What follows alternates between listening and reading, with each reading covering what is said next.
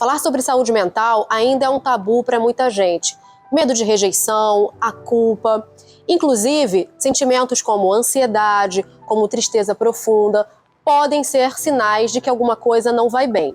Inclusive, a depressão pós-parto também é muito pouco falada e abordada. Por quê? Porque ainda existe muito preconceito para falar desse assunto. E é isso que a gente vai abordar agora com a Eliane, que vai trazer o relato dela pra gente. Com o Guilherme, especificamente, foi o meu primeiro filho, era uma tristeza incontrolável.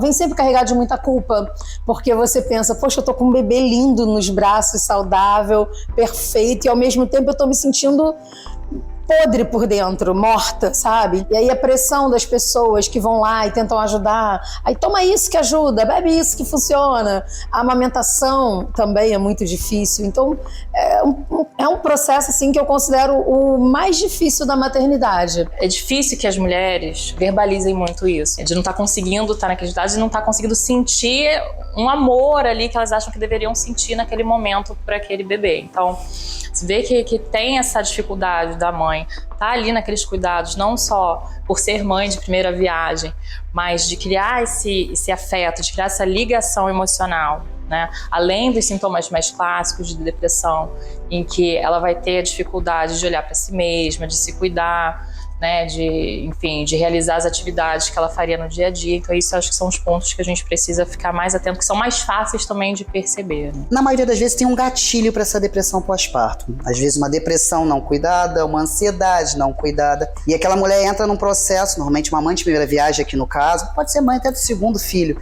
ela sobrecarrega nesse sistema. Tem muitas mulheres que não têm um tempo ali de pausa, mas elas não largam o emprego, mantém por causa do financeiro para contribuir na família, e aí ela já vindo de algo que ela possa não ter tratado na adolescência, né, que a gente fala que já tem essas transições hormonais, né, e chega na fase adulta com o filho, essa depressão ela toma índices absurdos. Era só eu e o pai do meu filho, né, e ele trabalhava o dia inteiro, acabava ficando para mim resolver as questões da casa, e eu meio que tentava me forçar a fazer algo para mostrar que eu tinha valor, sabe? Então eu achava que se eu me esforçasse para conseguir o meu marido chegar em casa e eu estar de banho tomado, o neném alimentado, dormindo, a janta feita, a casa arrumada, eu ia conseguir mostrar que, caramba, ela dá conta de tudo, sabe?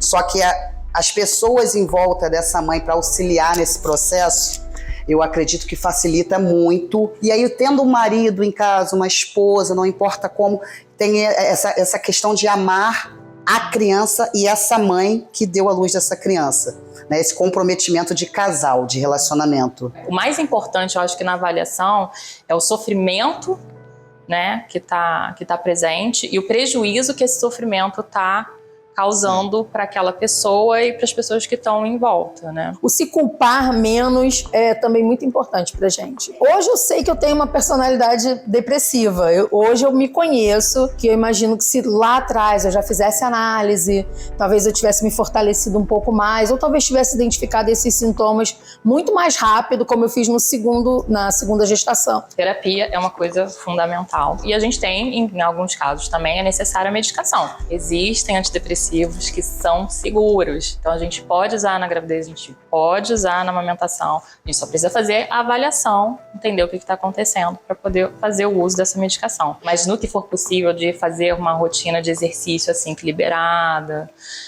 manter uma alimentação saudável, são pontos que as pessoas ignoram muitas vezes, acham que não faz diferença, mas faz muita diferença para qualquer quadro, né, para qualquer transtorno mental, e para a depressão pós-parto não é diferente também. Já existe uma lei que institui os centros de terapia familiar para tratamento de doenças psicossomáticas entre mães e filhos. Inclusive, uma dessas doenças é a depressão pós-parto.